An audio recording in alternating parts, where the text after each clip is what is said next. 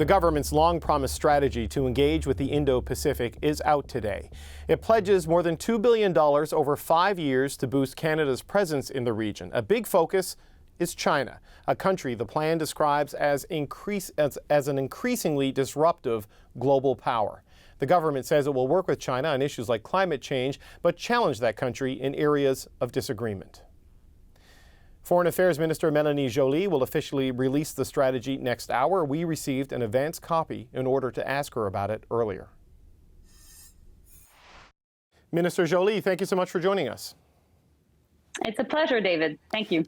We've been waiting on this strategy for a few years now, and it comes in at about 23 pages. And at my first reading, it doesn't look like a dramatic shift in the way Canada is approaching the Indo-Pacific region. So for you, what are the main differences in how Canada is going to approach that region and China in particular? Well, it is an ambitious plan.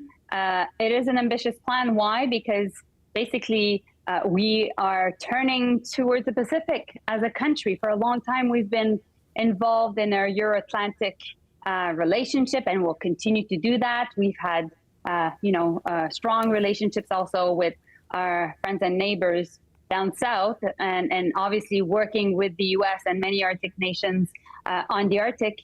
But it is now important to look at the Pacific because there's geopolitical shifts that are happening that are having an impact on our security environment.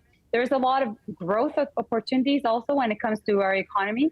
And also, it is important to tackle the issues of climate change and human rights. So that's why this is a very ambitious plan, and it is a plan for a decade. And our first down payment is actually $2.2 billion, so it's fully funded. Okay, that's what I wanted to touch on next. It's a plan that right now has got $2.2 billion attached to it. How quickly are we going to see that money put into place? And do you really need to boost your diplomatic and trade presence in the region if any of this is going to work? Yes, of course. Well, to answer your direct question, the goal is definitely to make sure that everything hits the ground running. So we're increasing our diplomatic presence. We're increasing also our military presence, particularly in the Northern Pacific. We're introducing this new concept, David, which is the Northern Pacific, which is basically, when you're on the BC coast and you look at the Pacific, it's really creating a stronger relationship with Japan and Korea in the region. And we know that it is also an entryway, a kind of a gateway towards the Arctic. And as some Arctic states, some states are claiming to be near Arctic states, including, for example, China. And as climate change is having an impact on navigation routes, we need to protect even more the North Pacific. We have already NATO on the eastern side. We have NORAD for the Arctic and just the continent itself with the US, but we have to do more on the Pacific side. So that's why we're investing in more military assets, with more naval presence, with more military attaches, and also we're increasing our security and intelligence resources in the region as well, because we need to bolster our contribution to the Five Eyes. Right. Okay. I want to talk about the military contributions in just a second, but first I want to touch on China. You talked about deepening relations with Japan and Korea, which would be important counterweights, obviously, to China in the region. But in this plan, you talk about trade with China as offering significant opportunities for Canadian exporters. With everything that's happened with the relationship, are you encouraging companies to seek out business opportunities in China, while Deputy Prime Minister Freeland and Minister Champagne are talking about very different things? Well, the approach of this plan is pragmatic. So what I've said, I gave an important speech at the Monk School in Toronto 3 weeks ago. And what I've said at the time is there is a geopolitical risk with doing business with China. And the business community should be aware. My role as Minister of Foreign Affairs is to highlight this geopolitical risk. The business people, the business community need to take their decisions eyes wide open. And they're independent. It's up to them to decide whether they want to take that risk or not. But what I can tell you, though, is we're in solution mode. Our goal is to make sure that we can mitigate risks for the business community through a diversification strategy. And that's the work that my colleague, Minister of Trade, Mary Ng, is doing, particularly by enhancing trade missions, creating a trade gateway, making sure that we have also strong free trade agreements from the CPTPP to IPEF, the new economic framework position and proposed by the Americans, and also new free trade agreements, particularly with India, Indonesia, and ASEAN. So it's really making sure that Canadians can continue to do business with, very high growth economies where other nations are trying to grasp a part of these opportunities. We need to make sure that we're there and that we can also have access to these opportunities, and that will in turn create more jobs at home in Canada.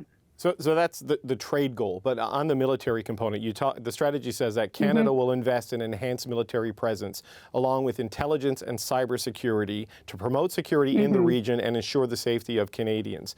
Does Canada have the military capacity right now to fulfill that pledge? Well, the goal is to increase it. And so that's why we're putting money where our mouth is and investing around $450 million in a new frigate, making sure that we're putting $150 million also in their security agencies, tackling the issue of particularly cybersecurity, because we have to make sure that we are working on peace and stability in the physical space, but we need to take care of the digital space as well. And that's why we're increasing our resources. Do you think China will see any of this as a provocation? I wonder, how do you expect that they will react to this more aggressive posture in some ways towards China?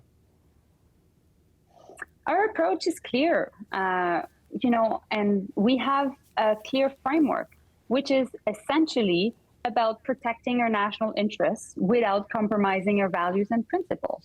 So what I've said many times at this point is we will challenge when we ought to, and we will cooperate when we must. And on three issues in particular, which are climate change, which are linked to nuclear non-proliferation, and as well, which are linked to the question of pandemic prevention and health. So this is the framework. These are the rules of the road for us, Canada. And I think we're very principled. And I think that we need to engage in diplomacy because it's one of the important levers. But at the same time, we have to take care of our security environment. And that's why there are some key initiatives, a very strong objective on peace and stability and security in this strategy. You have this framework and rules of the road, but there's no real specific targets I see in this strategy. So where are we on this road in, say, 5 years from now? What does Canada's engagement with the region look like in a tangible and concrete way? Well, I think for too long, David, the issue is that the country was not seen as reliable in the region. We were there, then we were not there. And so it's important for us to be a reliable partner. That's exactly what this strategy is doing. And it's not only the government getting involved. Yes, you'll see more diplomats in the region. Yes, you'll see more, CAF members in the region. But the goal is to see business people in the region, to see students, because there are scholarships linked to the strategy, to see academics and researchers that are part of this important region, basically raising the Canadian flag. So that's the idea, really having a whole of society approach to make sure that basically we are pushing and promoting and at the same time defending our national interests. Okay, Minister Joly, thank you so much for your time. It was a pleasure. Take good care.